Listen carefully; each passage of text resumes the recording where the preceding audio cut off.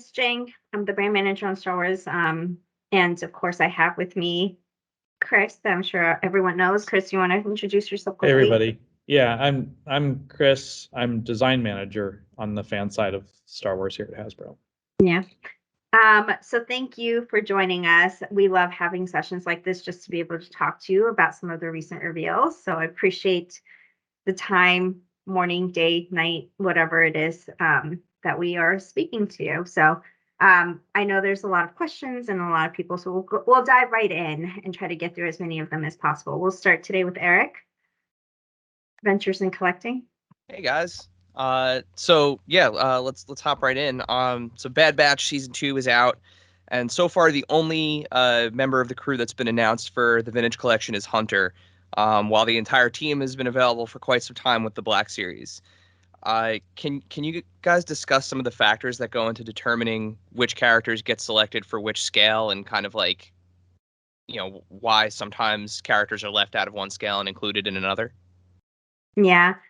So this question has come up a lot in general, and I think for us, it's, and I don't want this to be a bad word, but like we are constantly balancing what we hear from the community and what we hear, as demands. Like there are requests for certain characters in Vintage that we don't get in Black Series. We don't always get, requests to go back and make original figures, or some more, obscure, cool alien or things along those lines. So we definitely have to keep both of those in mind and try to balance like the coolest characters we can out there. So the fan community, and when they have these polls and when they have like these brackets and things along those lines, absolutely help us and help us determine like, how to balance which characters to make for both scales. Thank you. Thank you. All right, moving on, James, Geekstronomy. Thanks very much. Sorry. We appreciate. Sorry, I said Geekstronomy. Sorry, James Burns. You're next. There's two James in here. This is like calling on Chris. It's always a risky thing to do. So which James are we talking to? I said Geekstronomy, but if he's not here, is he here? It looks like he's not, so we can go to our other to James Burns. Okay, James Burns. Okay, so we appreciate that Boba Fett is a very popular character, but why so many different repaints over such a short period of time, and why only at specific retailers, making them very difficult for fans all over the world to obtain? Yeah, so Boba Fett, like you said, is a really popular character. And we did like a theme because there were so many characters, variations of Boba that we didn't get to do in the past. As we know, we didn't just want to re-release a Boba. We wanted to do cool versions of him, which we thought the comics were a great way to tap into some of that history and some of that opportunity. And so we did that with Target because we haven't had them in the past. And in terms of like, the retailer, the specific retailer, we love our partnerships with our retailer. We're continuously working with them to make sure that fans can get the figures that they want and have proper availability. So if there's any issues, like definitely raise to us and let us know. But we're constantly working through with them to make sure that you guys can get the figures that are so highly demanded. Cool. All right, Rebelscum, Bobby. Good morning and hello there, fellow Star Wars fans. All right, this is going to kind of piggyback off of the first question a little bit. Is there a difference in the process when you have a Black Series figure that when you release in the Vintage Collection? So releasing similar characters in both lines. Is that something you can easily just scale down in modeling software? Or do you have more design work when you're going from a character you've released in Black Series, for example, we'll just use Hunter as an example, since that was the one that was previously brought up, to releasing him in the Vintage Collection? Do y'all just shrink him down, or is there just a lot more tooling involved? Do you just start back over from the ground up? It's when we have the advantage of having done him in a different scale, we do start with shrinking him down, but it's not that's not the end of it by any means. It's still a full sculpt development cycle for him. because you still have to go back in, and all the joints in TVC are different than they are in Black Series, and you have to check wall thicknesses of parts to make sure things aren't getting too sharp or too thin.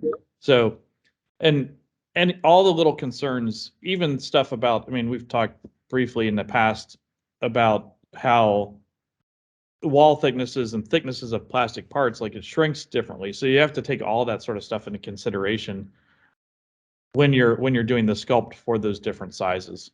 So while yes, we do get what seems like a shortcut to a TVC version of a Black Series figure, it's more about getting really good reference to start with than it is about getting a free sculpt. Because we are having to go back in and rebuild all that. It's a great question, though. And it's always fun to like talk about the differences between the two scales. All right, moving on. Dan, Star Wars collector. Good morning.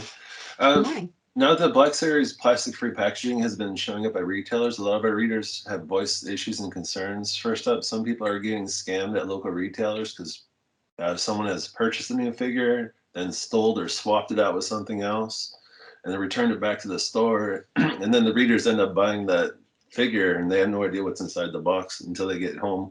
Or if they don't even open the packaging, they're stuck with whatever's inside of it.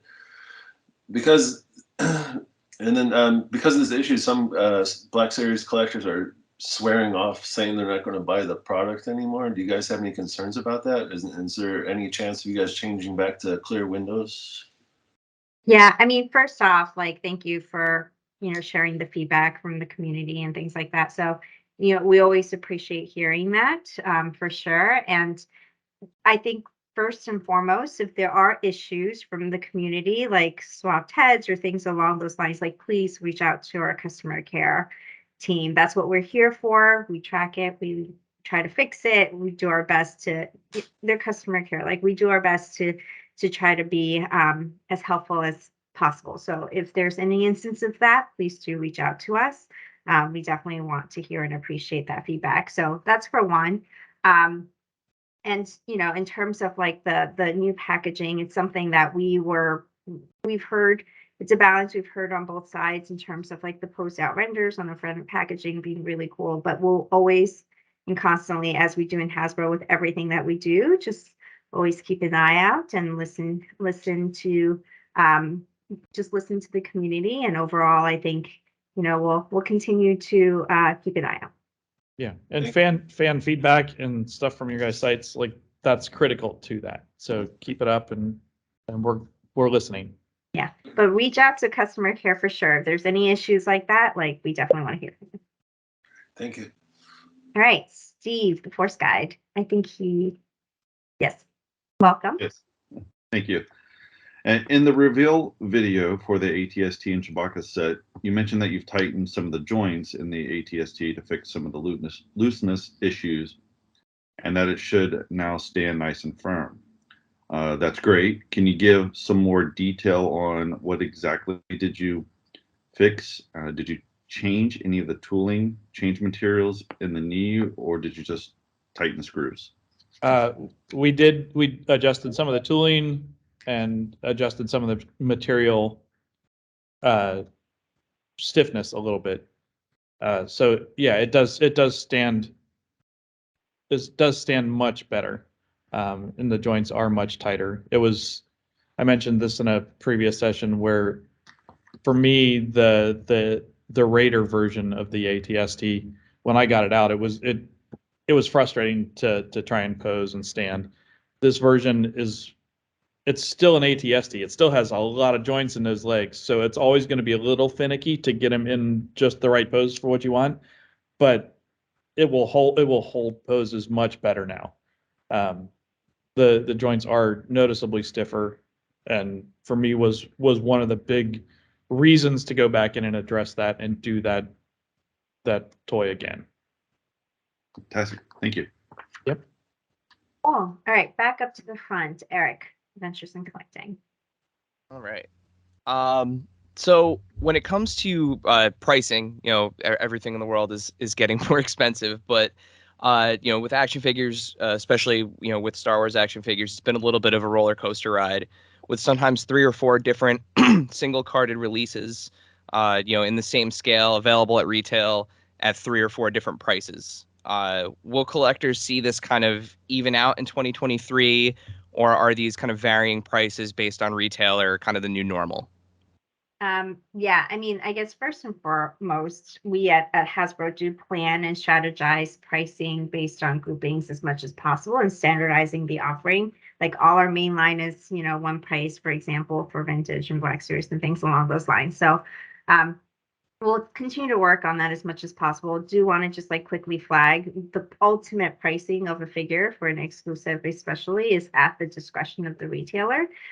We've seen that come up a few times in the past as well. It's something that we can't and won't control. So it's something that we'll continue to work with on our side to make sure that we strategize and have a standardized pricing on our side as much as possible. Awesome. Thank you. Cool.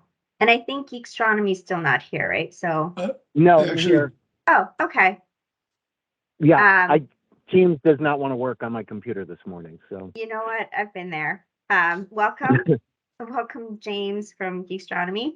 Do you want to ask your question? Sure. I'm kind of curious, with the limited vehicles that are out there, what is the chance we're going to see an A-Wing fighter for the Black Series? Well, the normal response I would give you here is we have nothing to announce. We don't have anything to say, but Right. I can tell you I don't see any way that we will be doing an A-Wing in Black Series. It would be so big and so expensive, and the vehicle stuff in Black Series doesn't seem to work quite as well as it does in TVC, just straight up. The stuff we've done has been amazing. The team that Snowspeeder was, I love that thing. It's one of my favorites, but I just don't think it's realistically what Black Series has. It hasn't performed as well in Black Series as it does in TVC, and I think it's unlikely that we would do an A-Wing in Black Series.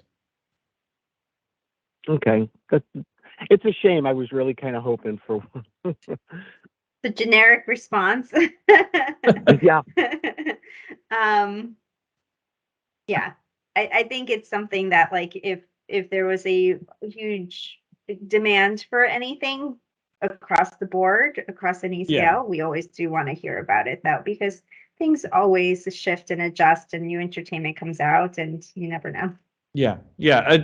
I want to be clear, like, we would never take it off the table as something to do, but I want to make sure we're being straight with you guys and setting expectations. I don't think it likely, but hey, like Jing said, if it shows up in a new show and is the hottest thing, you never know. Thank you. Great, thank you. Jedi News, James Burns. Thank you. The last 2 HasLab Star Wars projects unfortunately failed, whereas the previous 2 Star Wars projects succeeded. The last 2 were Black Series, the first 2 were Vintage Collection. Maybe there's a pattern there, I'm not sure. What's the plan with the platform going forward? And are we likely to see another Star Wars HasLab soon? All right, back to our generic responses. HasLab in general is a great platform for us, and it's something that we're not going to shy away from. Nothing to share at this point. Just know that it is on our radar, and hopefully, we get to talk about it at some point soon. Okay, all right, thank you, Rebelscum, Bobby. So just piggybacking off of James there, can't wait for you guys to announce the HasLab Ghost along with everybody else. All right, so release dates. Release dates. A little bit of change of subject here. Marvel sometimes can get their figures out for movies rather quickly, it seems. They're Disney, Star Wars is Disney. Now, we know they're both under different studios, of course, though, because we've got Marvel Studios and we've got Lucasfilm. And even though they're all under the same family and they both work with Hasbro, it seems that Marvel gets stuff out a little bit quicker when it comes to, okay, here's this exciting character, we love them, here's a full wave from this movie. But with Star Wars, we get 2 or 3 characters, maybe we get the main character a month or so after the show or movie airs, and maybe we get a few more characters here and there after that. So where do we see that kind of delay gap in between the two? Is there just different people at Disney working with these different teams at Hasbro? Or is it just like, okay, the Marvel guys just like way quicker at, okay, here's these characters, you guys start working on them right now, and then eventually whenever the guys at Lucasfilm decide to give you guys characters to work on, that's when y'all are able to do them. Yeah.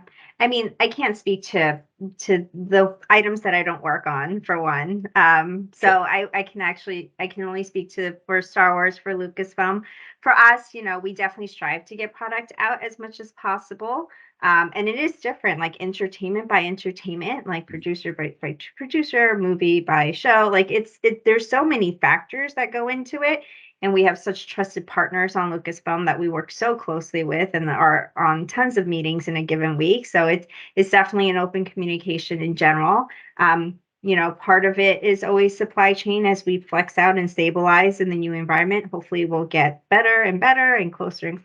And part of it is just working closely with our great partners and understanding when it makes sense for certain items to come out. So, that's our goal, though, at the end is if we can do it, we will get it as close to show, movie, entertainment, whatever it is, as much as possible, because that is the ideal in everyone's eyes.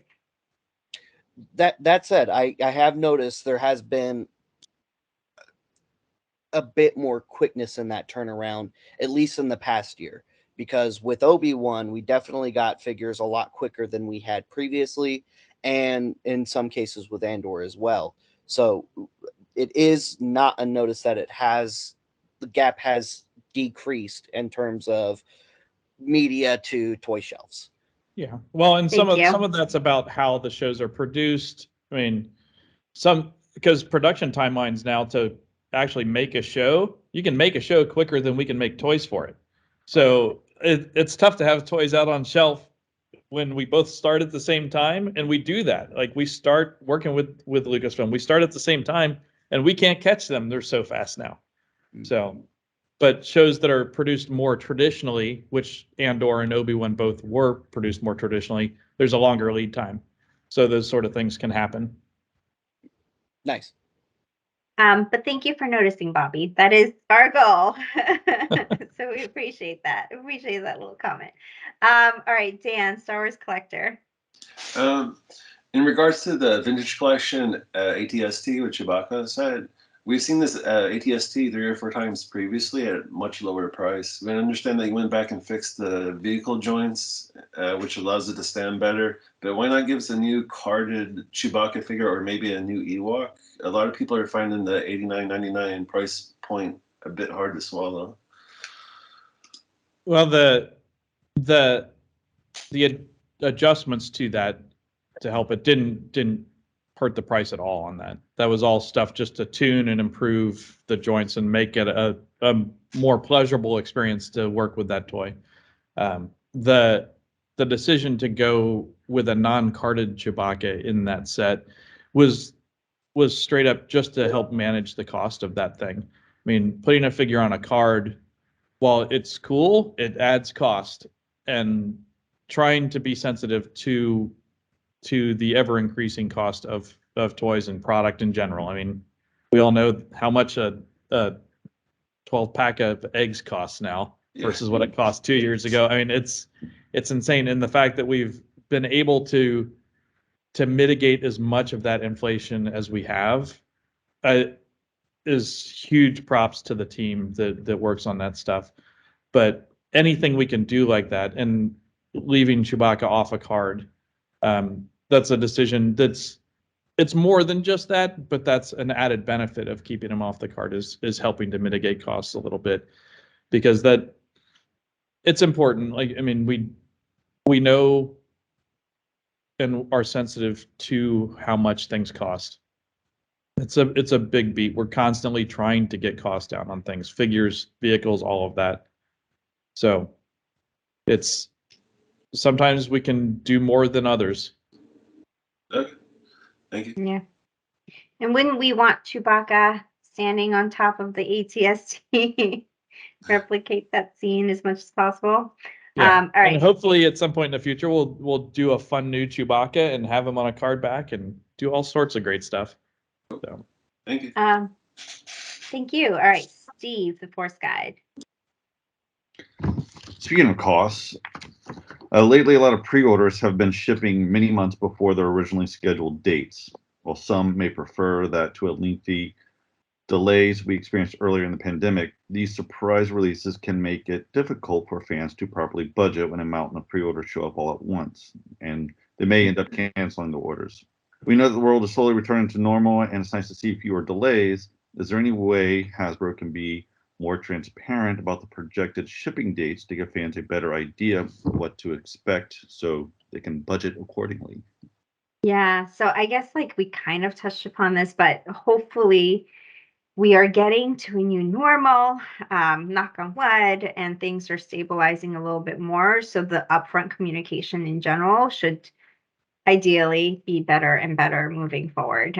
We are adjusting just like everyone else for the last couple of years. It definitely threw us for a loop when it went from, one extreme, and we're slowly trying to stabilize that. So, we certainly can understand and appreciate like the fan side of things, and as much as we can and as close as we can when we do the pre-orders, we will try to be as clear. And if there are massive updates that we are somehow able to share, we definitely have our PR team to share that as well. So no, appreciate the feedback, but hopefully, like you said, it's going the other way, and we'll stabilize, and knock on wood, we'll be in a better place.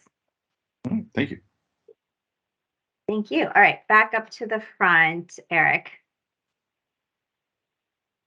So this question is actually for Chris. I'm glad you were on the call today. So this comes from one of our listeners at DAT Figures on Instagram. So far the retro line has been a huge hit, kind of recapturing the classic vibe of those late 70s, early 80s, counter action figures.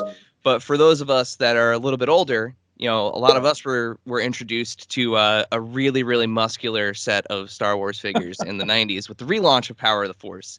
So what are your thoughts on, as that original or that relaunched line gets older and, becomes more retro? What are your thoughts on maybe doing a 90s inspired retro line?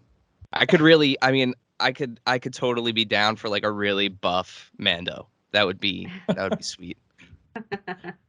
that would be an amazing experiment. And I know the figures well. I have a set of the original release of those figures hanging on my wall at home. They are unique and beautiful in their own way, but they are not 70s retro. We have said before, nothing's off the table. That's certainly a fun part of Star Wars history for us. There are no plans currently to do that, but I like your thinking. It would certainly be a unique way to go. So I'll keep it in my head. It will rattle around in here and haunt me at night in ways that I wish it wouldn't. But Buff Mando. Now you've done it. Yeah, buff Mando and buff Grogu. I mean, Grogu Yes. has to be, Okay. Yeah. I just ruined James's day. Oh, well, God. I didn't. So I'd like to preface that was not my question. That came from one of our followers. I'm just doing my due diligence.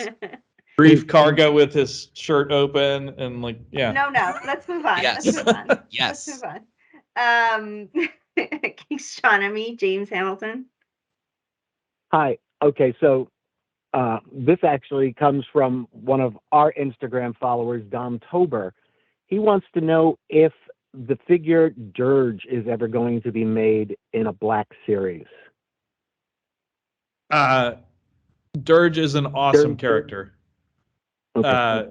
there are no plans currently to make Dirge in Black Series or in TVC. But he is certainly a cool character. And we are always looking for cool characters to do. So is he on the list? Yes. Are there plans right now? No. All right. James Burns. Thanks. So the Retro Collection 2-packs of Bounty Hunters have been very, very well received at Amazon. They've done incredibly well. Would you consider doing other 2-packs? So, for example, I know you just talked about the buff figures from the 90s, but you could go back, for example, and do, Darth Maul and characters like that in a retro style that would that promotes the prequels, because a lot of people coming to the hobby these days are from the prequels from 25 years ago. So doing retro figures like that. But the point of the question, though, was more 2-packs like you've done with Amazon, because they've done really well. Yeah. No, they have done well. They're a fun way to do more retro figures. And you will not find anyone here more so than me who wants to do more retro figures.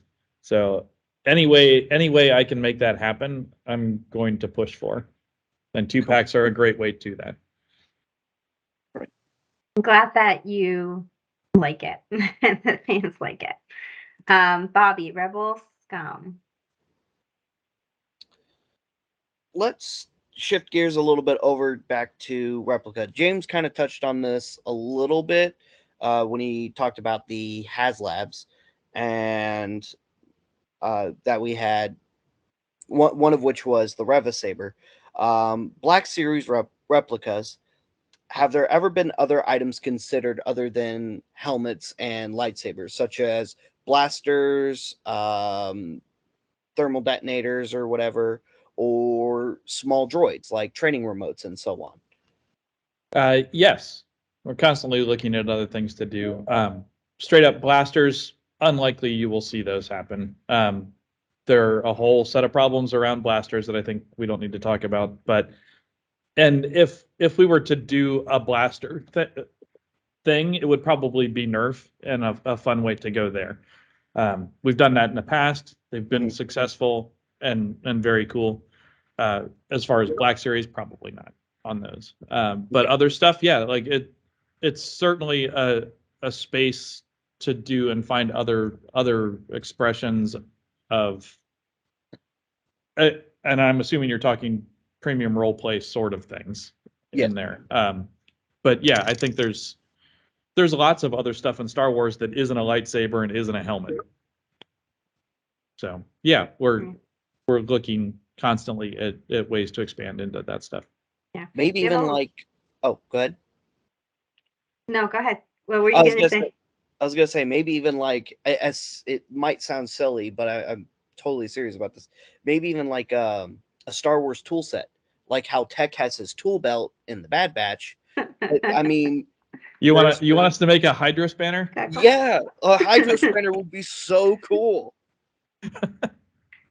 Oh my gosh.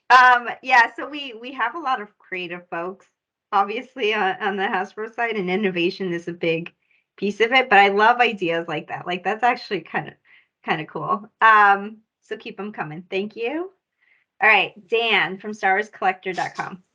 Do you guys know what's going on with Walmart and their Star Wars exclusives? They've been taking pre-orders for them like months in advance. Then when the release dates roll around, they're sending out massive amounts of cancellation emails to customers stating, sorry, we had to cancel it because the manufacturer doesn't have the product for us to send to you, or for them to send to us to send to you. This has happened multiple times in 2022. And these exclusives rarely show up at local retail stores as well. And last part of the question was, we know that you guys offered some of the Walmart exclusives to some fan channels to sell, like Entertainment Earth and etc. Is there any possibility to let all of Walmart's exclusives go to fan channels? Because the customers aren't receiving the product from Walmart, and when they do, they're mostly damaged because they're not packing them well and they're sending them the envelopes and everything else. And it's a great change of pace when we're receiving them from Entertainment Earth mint in box, because they're actually taking care of shipping them and stuff. Yeah, I mean, Entertainment Earth, they do a great job. I guess first off, so sorry for the frustration and from the community for the frustration. Like, obviously we can understand how that isn't the ideal situation. We know that Walmart understands how important collectors are, like these figures are to collectors, and we're constantly talking and working with them in terms of getting, making sure there's limited cancellations. Our understanding was that it was very limited, but there were some cancellations, and hopefully they'll try to limit that even more going forward. And we're just always working closely with the retailer. And, on the other flip side, like just to show how much they do understand, they have shared with us as well that they're looking into steps to protect the packaging more starting later in 2023. So it's something that is great news to have. Yeah, so starting more towards like the middle of 2023, but they're making the steps and we're having those conversations, and it's absolutely great to understand from both sides how that's going to impact the collector community in the future, because we know how important those packages are, and so do they. As far as offering them to other fan channels, do you guys just pick and choose, or? Yes. So I will say, and sorry for missing that part of your No question. worries. Yeah. So I would say we give retailer exclusives their exclusives, and if they choose to share it, then that is at their discretion to share it. So it's not up to us to share it to more broadly than that. All right, thank you. Cool. All right, thank you. Steve, the Force Guide. Recent all-new vintage collection figures have barbell hips that offer a great range of motion and really elevate the posing experience. Of course, they also make older figures inferior by comparison, even otherwise great figures that have just got rocker ankles, such as the Din Djarin and the Stormtrooper. How easy or difficult is it to add the style of hips to existing figures so that more of them can meet this new modern articulation standard? Well, it's something we look to do as we do new figures, but I hesitate to say that it is a standard, because those are dangerous words to throw around in TVC, because it's such an expansive line to say that there's a standard for TVC. If we were to say, okay, this is the standard, that kind of implies that we're going to go back and recreate every figure that we've done in TVC to bring it up to that standard. And that's not something that's likely to happen. As we get a chance to give figures that kind of articulation, and agreed, like it's great. So we want to put that in there, but it's not realistic to go back and add that to every figure. Where we can, we will make that adjustment, update those figures, but it's likely to be part of a more substantial update to a figure, because it does take tooling to do that. I mean, it's I would say at least three sets of steel molds to do that for any one figure, because you've got to do the pelvis, the barbells, and the hip parts. You've got to do all that at least to make that work. So, and we don't want to spend that money to update figures that are already cool and take away from the budget to do more new figures. So, I mean, we say balance a lot. It's part of how many plates can we spin at the same time. Like that's part of that adventure. So yeah, agreed that like those sort of advancements and new additions and innovations in articulation are critical to things. But this is just a personal preference. I don't like using the word standard for it, because of the implication that sets a precedent and says this is what we're going to do. And I think there are smart ways to activate on that and to take advantage of that allow us to do more for everybody. Understood. Confusing enough? No, I get it. Thank you. Cool. All right, so we are out of time.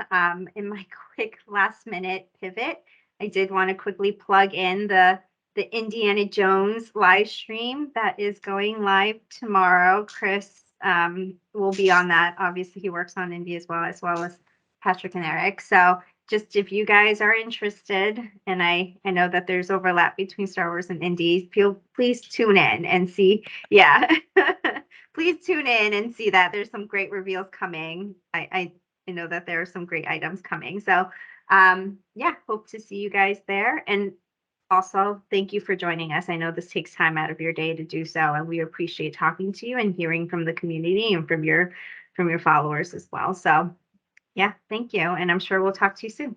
Thank you, guys. Thank you. Thank you. Thanks, See you everyone. soon. Thank you. Bye. Thank you very much.